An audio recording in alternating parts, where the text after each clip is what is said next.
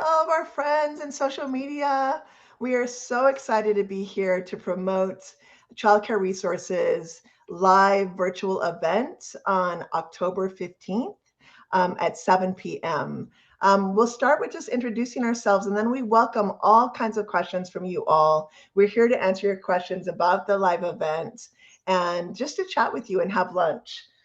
So my name is Natalie Lente and I'm the Chief External Affairs Officer at Childcare Resources. Brooke, would you mind introducing yourself? Yeah, hi, I'm Brooke Williams, and I am on the CCR board. Thanks, Brooke. So we'll be watching for chats as we go, and any question you have, any comment you have about the event, please feel free just to put it in the chat, and we will be glad to answer your questions. But I'll start today just to give everybody a little bit of a history about childcare resources and who we are. So since 1990, childcare resources has been working with families, caregivers, early learning professionals, and community partners to ensure that every child in Washington state has a great start in school and in life. We are a trusted resource for families seeking childcare across Washington state. And we are helping more than 18,000 families every year. Families come to us to explore their early learning options and make informed decisions. We also are a provider of coaching and professional development for early learning professionals. And we help more than 2,000 childcare professionals annually in King and Pierce County develop and improve the quality of their care for the children that they're supporting. So that's what we do at CCR. And this event is a really exciting one. It is an inaugural virtual event. We've never had a virtual event in our history. And so that gives all of you who are out there an opportunity to join from wherever you are, since it is virtual. And so we're excited to be accepting questions. Please start chatting with us and dropping questions in the chat. Brooke, what are you having for lunch today? Oh, well, it's a very exciting day over here. As with many of you, today is, kids are back home today. That's a no school day. So I'm having what you refer to often as the sad desk salad. Fortunately, we will have much better meals next Friday night. But for today, it's a very functional meal. How about you? I like it. I am having just a little burrito, some salsa and chips, which I'm actually really looking forward to. So I'm glad to be having lunch with you today, Brooke. So Yes, well, how are you preparing for the event? What are you excited about our event on the 15th? Well, so one of the things that so I've been on the CCR board for a while, and I have been part of many of these events. And I think one of the biggest challenges for my community, different folks who want to join, is the challenge of getting to a single location in downtown Seattle at lunch. And so I definitely have had folks over the years be like, oh, I love CCR. I would just love to join, but I work on the east side. I can't get over there, or I don't have childcare, and so I think that this is a great way. I know that I'm able to sort of share this information and this, and people are going to be able to participate in this event, that previously either the daytime nature of the event or the location was a barrier. So I appreciate that. And including a lot of our providers and, people who work with kids during the day have never really had an opportunity to join one of these events because they're with kids. So, so I really appreciate that this is going to be it's new and different, and I'm excited that we're trying it. How about you? I love that, Brooke, and thank you. And I think that that's important for folks to know is that our Seeds of Change annual event was a lot different comparatively to what we've done before. Previously, our fundraising event every year was at a similar time. It was in October, but it was always a luncheon. And what we recognize is that, we have childcare providers, we have so many parents, we have so many community members who are actually working during the day, and having a luncheon just didn't make sense. And so what we decided to do is to really ensure access for all of the stakeholders at CCR, we wanted to make sure that this was an evening event. And so we could welcome families with kids. We could welcome our providers at the end of their day, and we can all celebrate together and come together in the evening. And so that's something really new for CCR. So we're really looking forward to that. I also just want to let you know that the event is happening on October 15th at 7 p.m. And because it's a virtual event, it also gives us an opportunity to welcome folks from wherever you are. And so all of those of you who are joining us live out in social media, wherever you are in the world, please feel free to join us. The event is at 7 p.m., October 15th, Pacific Standard Time. And so we would love you just to join us and just come in. Even if you've never had a history with CCR, we would love you just to get to know what we're doing, what we've been doing through COVID and through the pandemic and supporting children and families and providers, and just get to know us better. So we'd love just to have you join us and get a feel for what we're doing. So one question I have about the event is this event family friendly? Absolutely, Brooke. It is absolutely family friendly, always. We encourage folks to bring your kids. We are starting at 7 p.m., but we also have a pre-show at 6:15.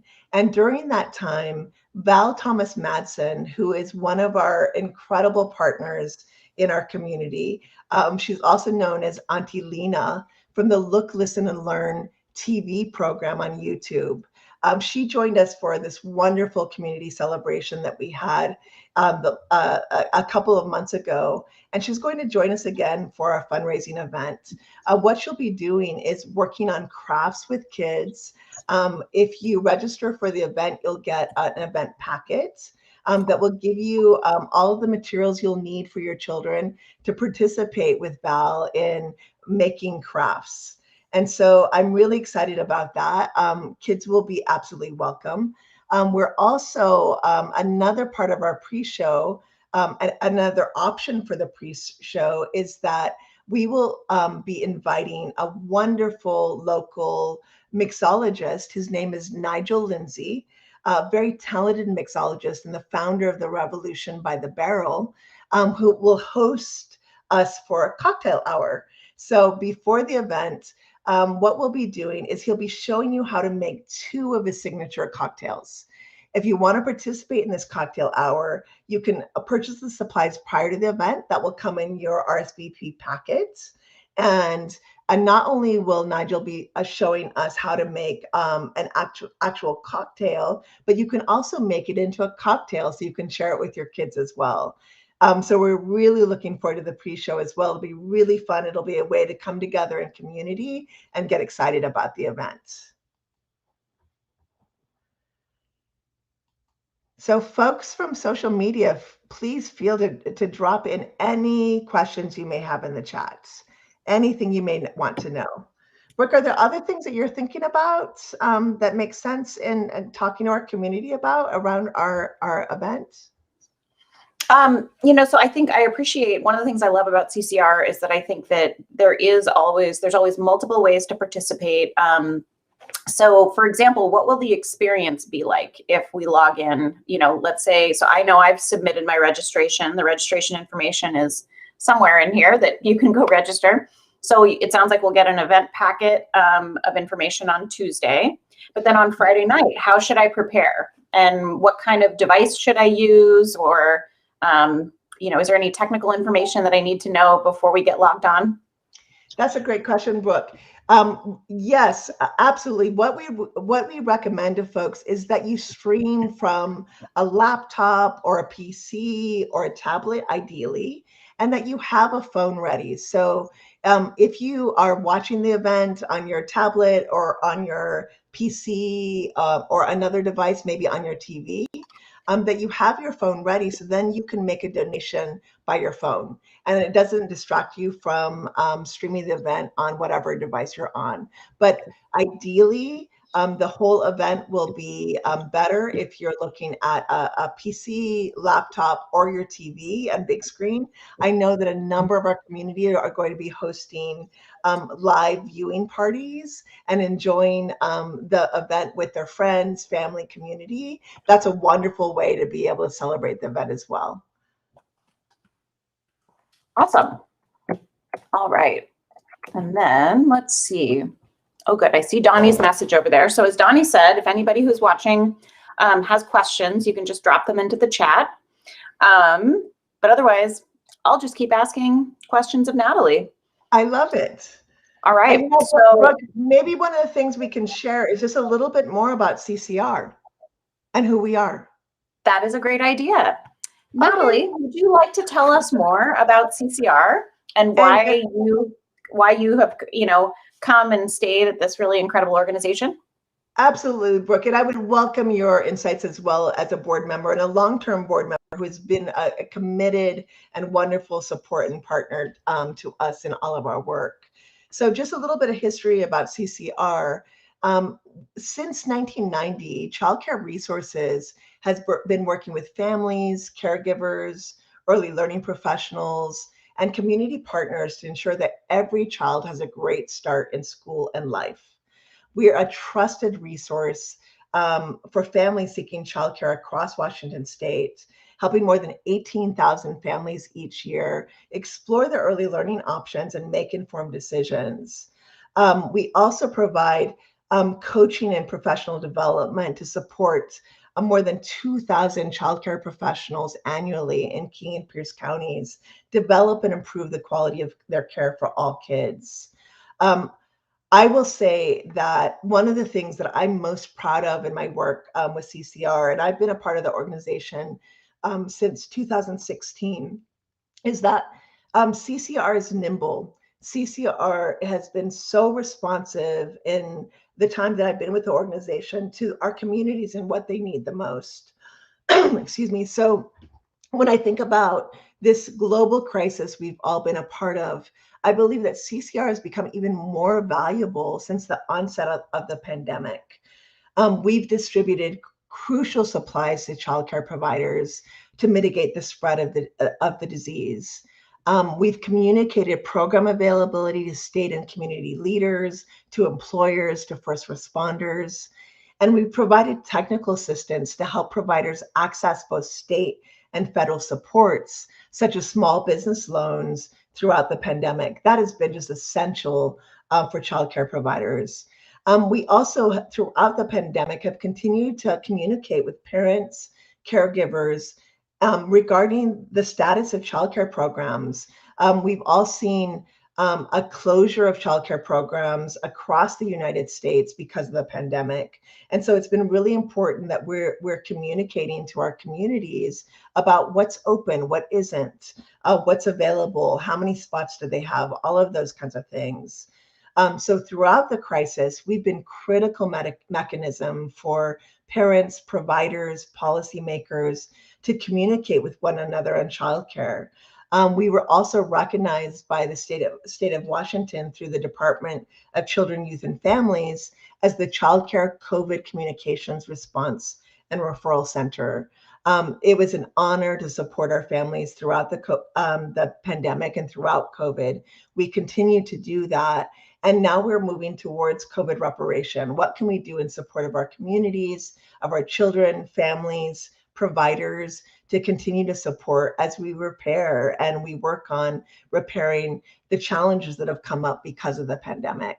So it's been such an honor to work with CCR, and I'm really grateful that we are also very much embedded in our mission is an anti-racism and racial equity lens.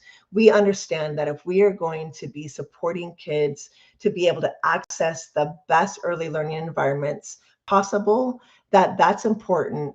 That's more important than anything, that we really make sure that we have the skill, the desire, the passion, the commitment to truly supporting all kids. And that means that we have to have an anti-racism and a racial equity lens in all of our work.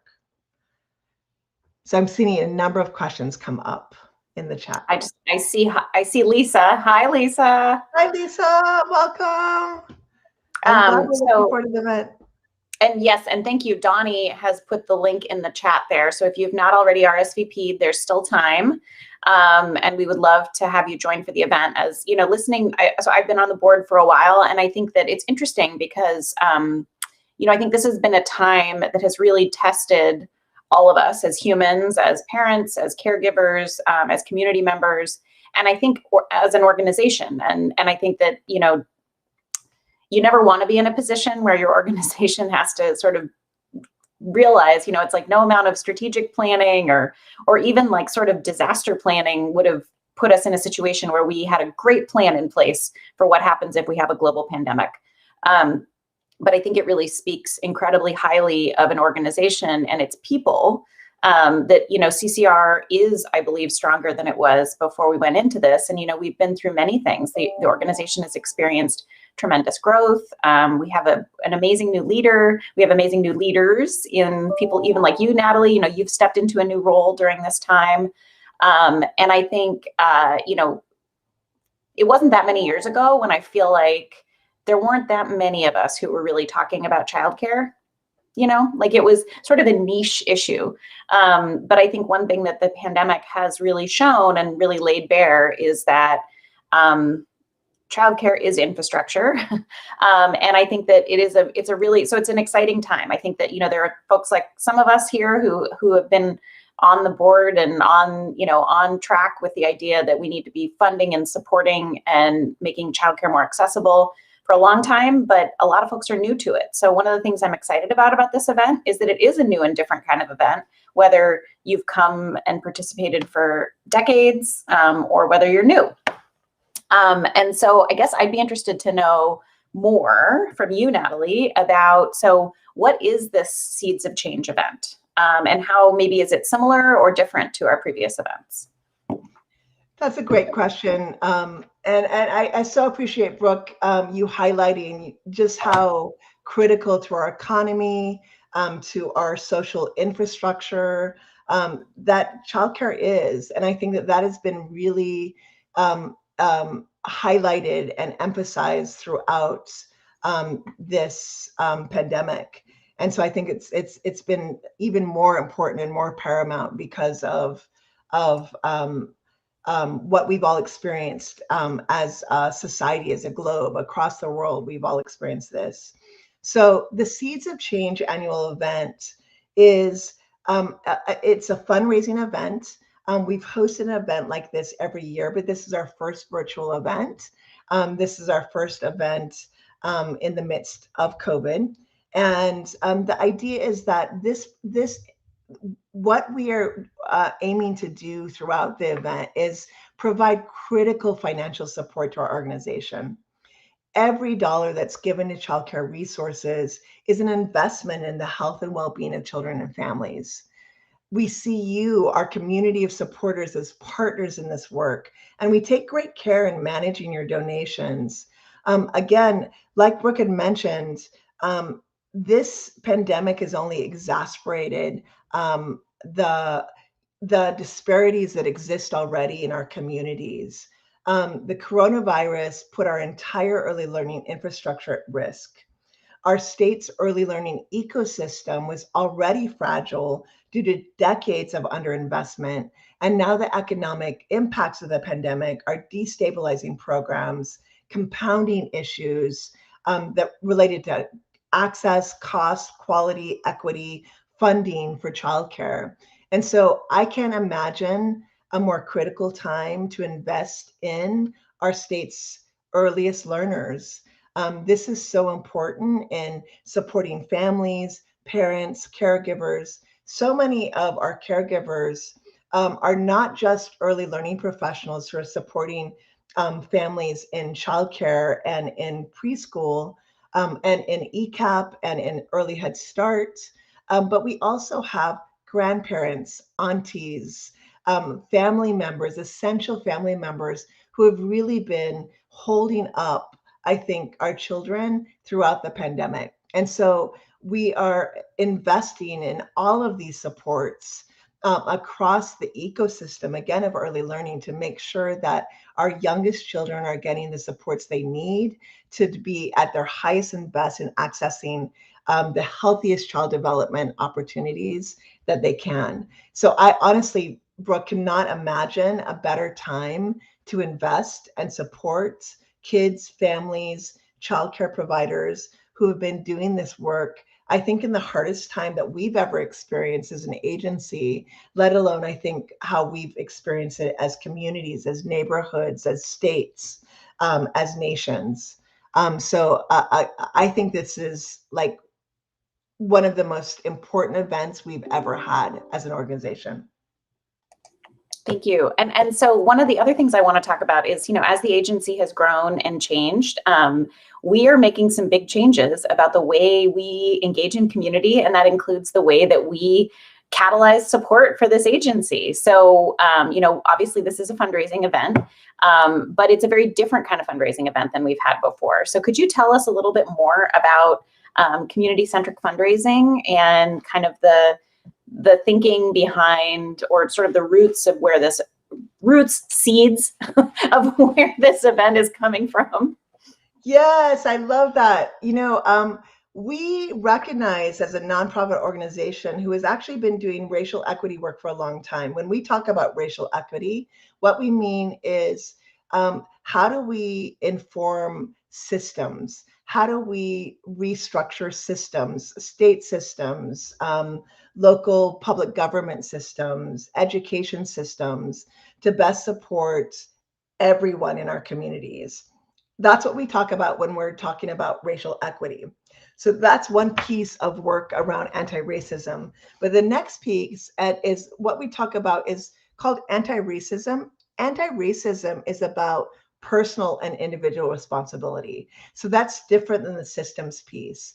So me as a woman of color who is raising children of color in our communities, what am I doing to improve my skill set, my understanding of the disparities that have been historically rooted in our society and have had the most disparate impacts on marginalized communities, especially people of color. And so anti-racism is about what is my responsibility in interrupting racism wherever I see it.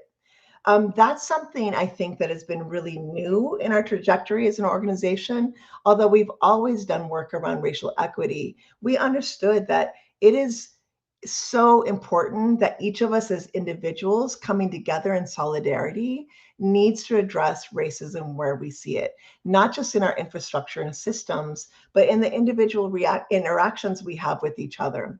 And so with that in mind, we underwent like a whole needs assessment about is all of our lines of business, is everything we're doing at CCR in line with our mission, our vision as a social justice organization?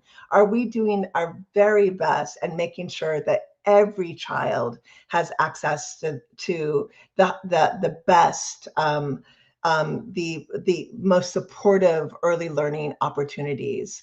And so what we did is we really researched and committed ourselves to a wonderful movement that has actually been started in Seattle that's called Community-Centric Fundraising. And the idea is that fundraising must be grounded in race, equity, and social justice. We've already done that in our programs. We've already done that in the way we support childcare providers, the way we support families, the way we support children, but we hadn't necessarily been doing that in our fundraising work. And one of the things we recognized that even our historical luncheon was not accessible to providers who were providing support all day long to kids and families and couldn't take time off to come to an event that happened at noon. And that it was really important, if we really wanted to celebrate all of our communities, that we did that by creating an event that is accessible to all of our stakeholders. And so parents who are working, childcare providers who are providing support throughout the day for parents who are working, other community members who are busy during the day, what can we do to make our event more accessible? The first thing we decided in changing our whole the way our whole vibe in doing our fundraising was, let's make sure that going forward, this is an evening event that's accessible to all of our stakeholders. And so that's a part of moving towards a much more community-centric fundraising approach. I also want to honor community-centric fundraising that was rooted here in Seattle, and thank you all for the education, support, tools, that have helped us to learn and to grow into this. We are certainly not expert in community-centric fundraising yet, but we're really working at it. Another, I think, component of community-centric fundraising is that individual organization missions are not as important as the collective community. And so it's really important that a part of this event includes other partner organizations who are also busy raising funds and bringing in dollars to be able to support community. So how do we partner better with all of those folks? Those are just a few examples of how this work is done in community-centric fundraising. We're learning, we're growing, we're excited to grow and learn more, and we welcome more insights and advice and suggestions from our community about how we do this work better. Thank you, Natalie. One other question I have that's related to this, and I think I really appreciate that when we talk about accessibility for the event, there's multiple forms of accessibility. And one of the things that I love about CCR is the tremendous variety, and depth of communities that are part of CCR. But in the past, our luncheon has been all in English at a specific location that was probably physically accessible just because it was in a public ADA compliant location. But, let's be honest, we weren't meeting really, truly a lot of different needs. So can you talk a little bit about the other ways maybe that this event's going to be accessible that it hasn't been in the past? Absolutely. I want to acknowledge our relatively new director of fund development. Her name is Donnie Willetto, and has been just an amazing visionary about how we create more access for our communities, not just to our fundraising events, but to any community event available. And one of the things that we did recently in this community celebration that we did for CCR, and that we're doing again through our fundraising event, is that we're going to offer 6 different captioning languages, such as Somali, Vietnamese, Russian, Spanish, traditional Chinese, simplified Chinese. What we're asking as folks RSVP, there'll be an option to identify what is your home language. What language would you like to access the event from? And we'll make sure that there's closed captioning throughout the event for every single video, every single interaction that we have, so that folks can absolutely access the event in their home language. To me, this is an essential part of being an anti-racist organization, is we've got to make sure that all of our events, all of our trainings, all of the ways that we support community are accessible to those that we're supporting in their home languages. And so I'm really excited about that. Thank you. I just had to put a shout out for Donnie there in the chat. Nice. She's incredible. And she's made us think differently in ways that I think just about all manner of things that go on during like you said, fundraising events, but also not treating fundraising as though it's this completely separate arm of an organization. And I think too often, even organizations that really live and breathe their mission, vision, and values in all of their programs, and even in a lot of their policies, practices, and procedures about the way they run the organization, sort of have this like other thing that happens with development. And it's like, it's different. So I guess related, I would say this is a fundraising event. So when we're thinking about accessibility, is there a fee to attend? There or is a minimum donation? Yeah, there is no fee and there is no minimum donation. In fact, we welcome donations at any level. They're so important to us. And again, a part of community-centric fundraising is really recognizing that time is as valuable as money. And we welcome folks to come. If you do not have ability to donate at this time, that is okay. We want you to come, enjoy the whole agenda, enjoy the program, and to get to know CCR better. And whatever you can give is welcomed at any time. And so we want providers to come. We want families to come. We want legislators, community members, other organizations who are also trying to raise funds at this really critical time during a pandemic when our communities are in the highest need that I've ever witnessed in my career, honestly. And we want all of those folks to come together. And I think that fundraising events not only should be about raising dollars, but also about raising awareness and raising an opportunity to be able to be together in community. And to me, that's a big part of what we're doing this night on October 15th is coming together in community and celebrating the work we've done through this really challenging, dynamic time. So there's no minimum donation. And in fact, folks do not need to make a donation. We welcome donations, of course, and of all sizes.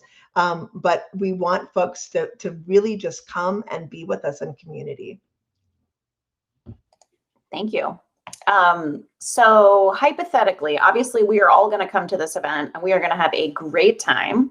But if hypothetically I have something going on in the evening, or maybe I work in the evening, can I still contribute?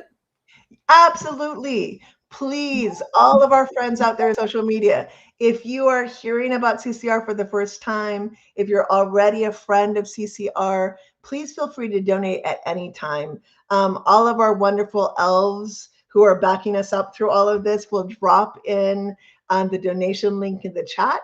Just go ahead and click on that and you can donate right now if you'd like, or donate whenever you're ready. And so if you cannot join us, please feel free to do that whenever you're ready. We'd welcome your donation. Thank you. And so because we did register for the event and we're going to come and it's going to be great, can you tell us a little bit more about who our MC is going to be? Yes, I would love to. We have an amazing MC and we're really excited about this. Her name is Annalie Hamilton. And Annalie is a Filipina or Philippine X. She's an American local actor, a storyteller, and a lifelong learner. She resides on the lands of the Coast Salish Indigenous peoples, past and present. And pre-COVID, you may have seen her on stage at various theaters throughout Seattle, including Seattle Children's Theater, the 1448 Projects, Cafe Nordo, and Act Theater. She has an amazing personal connection as a individual who has also provided caregiving to her own sister. In our language, in the world of childcare and early learning, we call these caregivers family, friend, and neighbors. And most of us out in the world call those folks grandma, auntie, sister, brother, all of the amazing family members, close family friends who have supported us as we were little. And I loved talking to Annalie and getting to know her and talking about this event. She said that she has this very special space in her heart about family, friend, and neighbor care, and that because she was supporting her sister from very early on as a young child and supporting the family to help her sister, that this is a space that really resonates for her and that she's really excited to be a part of. And so I'm really excited to welcome Annalie to this event. You all will see her as our MC for the event, and she's lovely. She's amazing. And I know she's going to be incorporating her own story, her own vision, her own love for kids and love for community through the work she does with us on the 15th. So I cannot wait to welcome Annalie. Thank you. Sure. So we've had some folks join since we initially talked about what I think was an incredibly cool thing, which is our pre-show opportunities. And so I'm kind of wondering if maybe we should talk about those again, because they are very cool. And I want to make sure that people know that there are going to be great opportunities for whether you are in the under 12 or over 65 set or anywhere in between. I love that, Brooke. Yes, everybody, the event is on October 15th at 7 p.m., but we have a pre-show that's starting at 6:15. And in fact, we have two pre-shows. So we're excited for one of the pre-shows to invite Nigel Lindsay, a very talented mixologist and the founder of the Revolution by the Barrel. He'll be the host of what's called our cocktail hour. And so he'll be showing all of us how to make two of his signature cocktails. So if you want to participate in this cocktail hour, you can purchase the supplies prior to the event. Once you RSVP for the event, in your pre-event packet, you'll get the ingredients for what you need to make these cocktails. What Nigel will also be doing is giving us an opportunity to learn how to make that into a mocktail. So if your kids want to join you and you want to be able to provide a fun beverage for them as they watch the event, that would be awesome. We're also doing another pre-event with Val Thomas Madsen from Look, Listen, and Learn TV. She will be our special guest for the pre-event. She'll be doing arts and crafts activities for all the kiddos and for kids like me who likes to do crafts.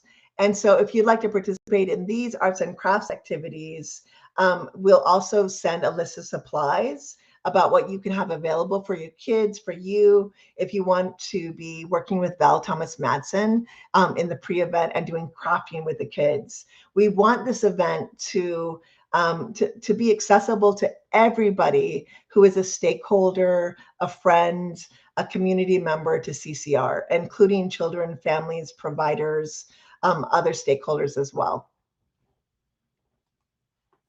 Thank you. I know we have lots of fans and friends of Val and her, I don't know what you'd call them, her fuzzy pals. And I believe her fuzzy pals will probably be joining her for this event. All right, let's see. Do you have any questions for me, Natalie? I know I'm primarily the questioner here, but. Yeah, Brooke, you have been a longtime board member and so influential in supporting CCR, what we do. You're a parent. I know that your son right now is off school like my daughter. And we've all been juggling as parents the myriad of additional responsibilities through this insane, I'm going to say insane. It's been an insane year and a half, right? But I would love to hear from you. Why have you continued to be such an amazing support to CCR, to be such an influence on our board? And as a parent, why are you here with us? And how has CCR influenced the work that you do, the supports that you provide in the community, just how you roll? I would just love to hear more about why you're with us and have continued to be such an amazing support. Thanks. So it's interesting. So my kid is now 11. But when I joined the CCR board, we were just out of childcare. And I think, when I joined the CCR board, it was at a time, where I think we had a really incredible childcare experience. But we also, we know how hard it was to find, to get in, to get a space, and to find a place that was affordable, accessible, and truly like joyful. And we still, every time, even my 11-year-old now, we will drive by, Reed will be like, oh, that was my first school, and we still have great friends that we met there. And I think we are still, we are acutely aware that the experience that we had in our childcare years was not, it's even less accessible. It's more expensive and less accessible than it was when we were there, even, not even that long ago. So I would say, the reason that I joined CCR was pretty straightforward. It was that sense of like, this was an incredible experience. This is absolutely vital. And I want to make sure I can do whatever I can to support the systems and structures that make this kind of experience that I had available to everybody. And at the time, it's interesting. I think that, now when you look at, so I've spent a lot of time outside of CCR in the worlds of, policy, advocacy, politics.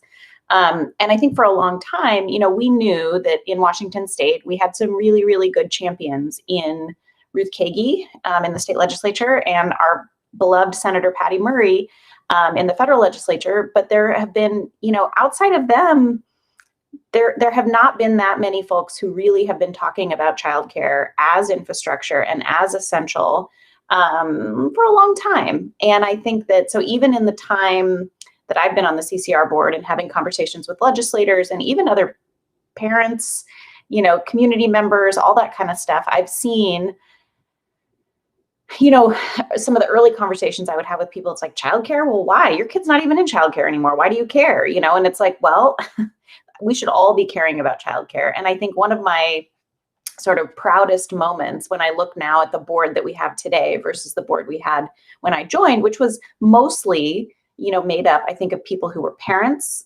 people who, and, even if maybe they worked in childcare or were somehow attached to the system. And I think today, our board chair is a person who does not have kids himself yet. And I just think it's funny that is we've come that, and obviously he's bought in, he's amazing. He's bought into the importance of childcare to every aspect of our lives and systems.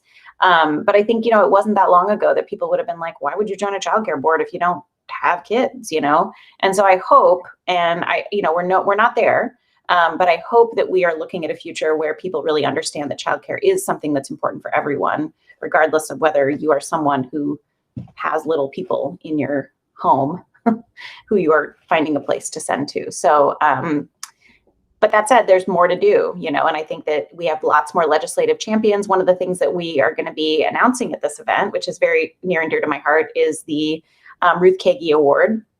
And again, it wasn't that long ago that really we had just a handful of childcare champions. And now we have so many, and we have the incredible wins at our state legislature that is making childcare more affordable, accessible, and for parents, but also we're really trying to figure out ways to support our providers, which are majority women of color, and figure out a system that not only works for that works for everyone who's in the system. I guess I could obviously talk about this for a long time. That's the problem when you ask me to talk. So. I love that. Beautifully said. To all of our social media fans out there today, Brooke was talking about what we've been doing an award at every annual event since 2018. And we call it the Ruth Keiki Award for Excellence in Early Learning Advocacy. And this award goes to any elected official in King and Pierce County, which is a Child Care Resources region, that exhibits leadership on behalf of the early learning community. So the award honors the legacy of former Representative Ruth Keiki, a former member from the 32nd District to the Washington State House of Representatives. During her 20 years in office, she was a fierce champion for children and families and made meaningful advocates to strengthen our state's early learning system. And so this year, we're really excited, and it's the first time in history where we are offering the award, the Ruth Keiki Award, to two state representatives. The first is Washington State Senator Claire Wilson and Washington State Representative Tana Sen. We have selected both of those co-honorees in recognition of the passing of the Fair Starts for Kids Act. This is a multi-year investment in the early learning system and the largest package of supports for kids, families, providers, and caregivers in the state's history. So we're so excited. All of these wonderful legislators will be present and making appearances at our event. So you will see Ruth Keiki, State Senator Claire Wilson, and Washington State Representative Tana Sen all be making appearances on the 15th. And we're excited to be able to present the award to them. I also want to give you guys a little teaser that we have partnered with local students of color from Cornish College of the Arts to actually create the award that we're giving to the two representatives. They will be highlighted during the event, And it's been really wonderful to be able to support a local college and local students who are doing art to be able to celebrate this. And again, that's very much in line with who we are as an organization in really making all of our work accessible to everybody in our community. So thanks for mentioning that, Brooke. Are there more questions that we're getting from the chat? I just noticed, so Sandra, who is one of our amazing longtime staff members who just is literally working with providers every day, just said in the chat that great childcare programs that have our full support make for great leaders tomorrow. And I think that is, and they make for great communities today. You know, I mean, I think that's real. And so I really appreciate that. Let's see. Keel, is it a surprise, or can you tell us more about the actual award itself? Because that is one of my favorite things about the nature of the award. You know, a lot of legislators get various, you know, if you go visit a legislative office, they're full of trinkets. Right. And, you know, they kind of like a trophy here, a plaque there, da, da, da, da. So what is it, if we're not giving too much away, what makes our award different?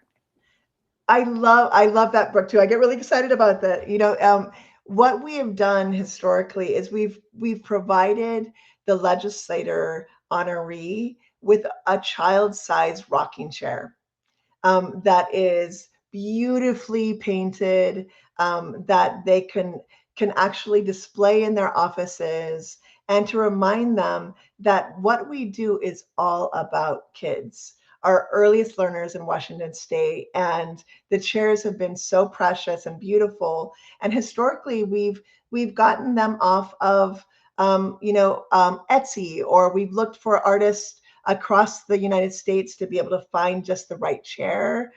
This year, it was actually Sandra Taylor, who's one of our amazing staff at CCR, who's also here today, who said, you know what?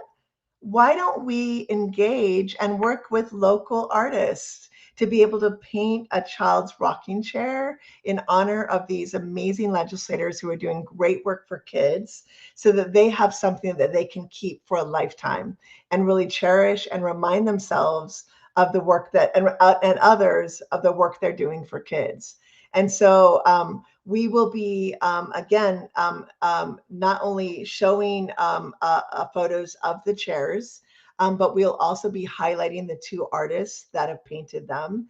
And we're expecting 300 participants in this event, many of them employers, many of them major donors, many of them providers, childcare providers, families, caregivers, folks from across our community.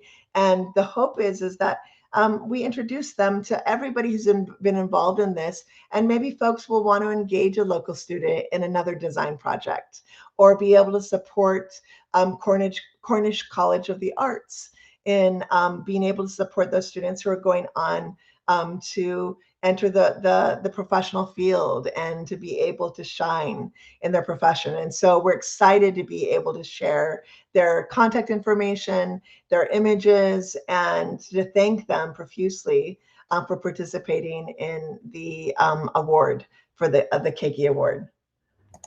I love that. And it makes me think of, you know, one of our past award recipients. I remember them actually saying when they got the award that, you know, there's now a literal space in their office for children. And whether, you know, it's hard because I think a lot of times, you know, legislative conversations and, you know, the halls of power and all that are not, you know, children are talked about, but they don't always have either a metaphorical or, in this case, literal seat at the table.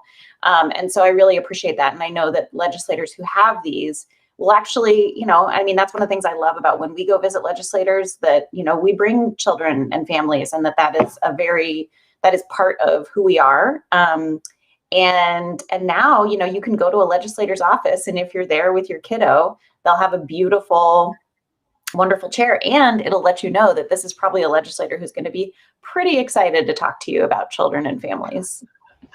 I love that. I love what you said, Brooke, about like children having a seat at the table. I think that's a beautiful is it an analogy or a metaphor? I always confuse the two. I think it's analogy. But having that chair as representation of all of the children who absolutely deserve a voice, need a voice. And, I think about my two girls. You had shared a little bit about your son. I am the adoptive parent, along with my wife, of two amazing girls, both adopted through our Washington State foster care system. And each of them we adopted when they were just 2 years old. And now my oldest is 19, and is working on her college career now. And my youngest is 9. And it's amazing how quickly the time goes by. But like you, I have really fond memories of the earliest early learning experiences. I've been a working mom since I've been a mom, and I needed to access care early in their lives. And being somebody who was raised and by multiple family members, not just my parents, I relied on my grandparent and my aunties, and I had a large community of support in my family. And it was really important for my family to continue to have all of the kids have access to our cultural community. And I'm a Mexican American. It was really important to learn from my elders, to have that space, that love, that connection. And I was really nervous. I was thinking, I'm not sure. I don't want my girls to be with a stranger. How do I do this? How do I navigate this? But what happened was absolutely beautiful and made me an incredible fan of our early learning system. Both of my girls were able to experience loving, joyous, joyful environments filled with music and fun and learning and love. And both of them, like your son, my 9-year-old especially, I think she still remembers very closely her early learning experience, will pass by the street where we used to turn down to go and do her play and learn group. And she was like, Mom, why can't I go and play again? Why can't I go to my play group again? Why can't I go back to childcare and say hi?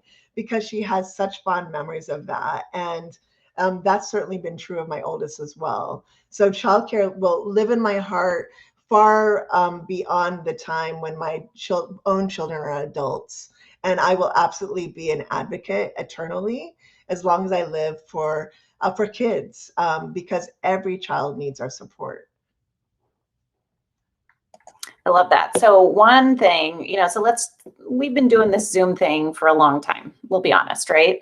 So This is going to be a Friday night at 7 p.m. So we know that we're going to have a really exciting pre-show with cocktails for adults, mocktails, and, Val Thomas Matson. But what kind of entertainment we're going to have, the chairs from artisans, we're going to hear from legislators, but what kind of other entertainment or any other things basically that would be that kind of carrot to get someone to log in, open up that computer at 7 p.m. on a Friday night? I love that question. Again, Donnie Wiletto has been with us for a year as our brand new fund development director, and has just been an amazing visionary and a beautiful light. I think Donnie loves to have fun and loves to put on a show. And so I love it that I'm not going to give it away. I'm not going to say all of the pieces of this, but I will say this is not in any way going to be your traditional fundraising event. There will be music, there will be dancing, there'll be lots of opportunities to see kids across our communities, and there'll be lots of fun even throughout the event that starts at 7. The pre-shows, like I already mentioned, will be entertaining, amusing, fun, engaging, both for kids and adults. But the show itself is going to highlight the key pieces of work that we're doing, the programs where we really absolutely need support. We will be highlighting what we do at CCR and what we've done throughout the pandemic. We'll highlight those key programs where we really need investment and support from our communities. But there will also be a lot of opportunity just to have fun, to sing together, to see live performances together, to dance together, to watch children in movement and dance. And I think it's going to be something really fun. Again, I think that this is a great opportunity to do viewing parties with your friends. Bring your community together. If you have neighbors, friends, family that you just want to all gather around your TV or PC or tablet and just watch together, that can be really amazing. And again, a way to push that energy out to all of us. And to me, an event like this, even virtually, is a way to share energy, the wonderful energy we all feel, the love we feel for kids in our communities, for kids across the world, across the globe, our investment in making sure that kids have access to what they need to maximize their development. And so it'll be fun, it'll be informative, and it will also be community. One of the other things, Brooke, that I want to speak to, and I would love you to mention a little bit more about this, because our board members will be hosting this, is again in line with thinking about this as a community event, an opportunity to come together in true community. We thought, you know what? The pre-event's going to be beautiful and wonderful and totally entertaining, and we're really excited about that. The event itself will be engaging, entertaining, informative. We'll be able to talk about our programs. But what we also want to do is invite our community to be together in community after the event. And so our board members are going to be hosting breakout rooms to network, connect with folks from probably all around the nation, if not around the globe, to network with others who are really invested in kids. And I'd love you to speak to a little bit about what folks can expect if they join us for breakout rooms even after the event. Yeah, I mean, so I would say it's interesting because I think, so personally, I appreciate that. I think one thing we haven't necessarily talked about yet is that, the COVID-19 pandemic is still very real, but it is, I would say, especially real for the, people who have children under 12 in their lives.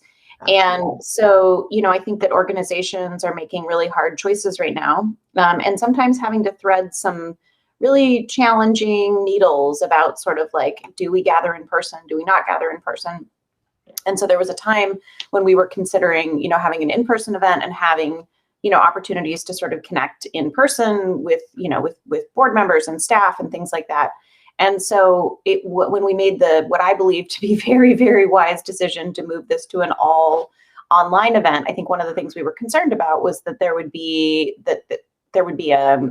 not an opportunity to sort of have some of those informal connections. And so, I don't really think there's much of an agenda for that portion. I think it's really, you're not going to have to sit down and, have a big breakout, intense conversation or anything like that. But I think it's going to be a time to sort of just chat and reflect. And, if you have questions about the organization, certainly we can, do our best to answer them.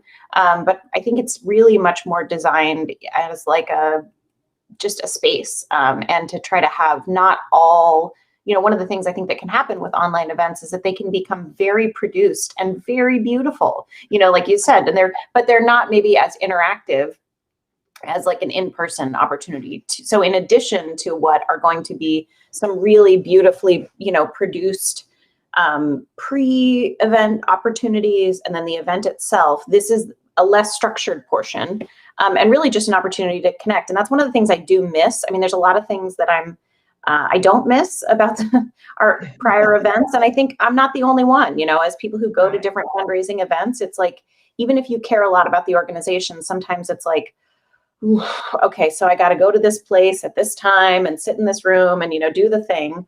But I do miss the part where it was just sort of the connections between people.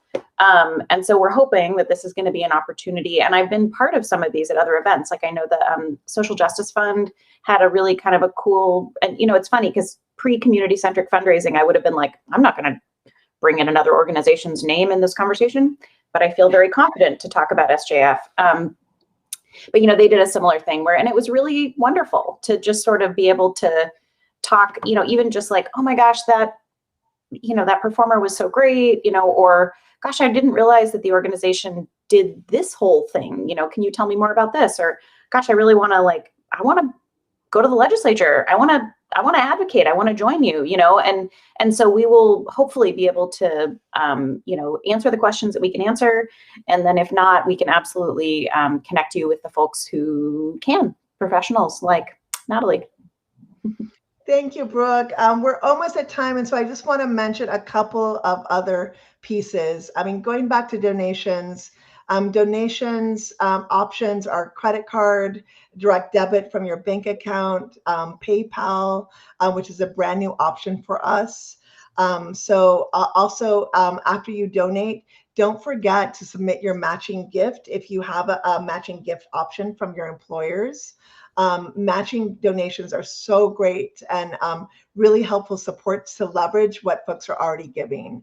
I also want to mention that registration is extended to Monday, October 11th.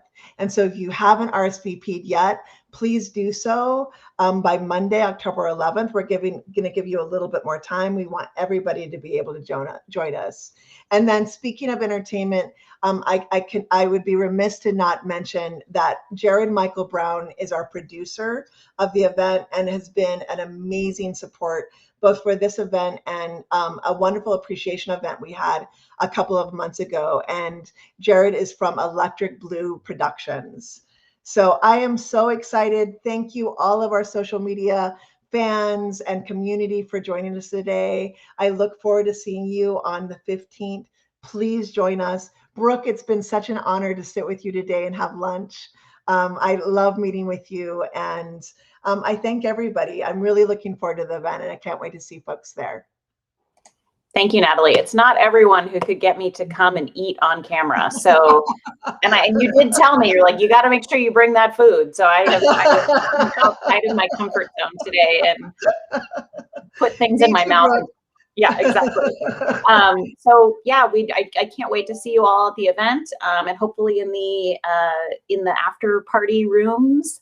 And yeah, just if you have questions about CCR, we're here, and we just really hope that even more people, we can bring people in who have known about us for a long time and catalyze some new support. So love that. Thanks, Brooke. Thanks, everybody. So nice thank seeing you here you today. Appreciate you so much. Take care, all. Bye.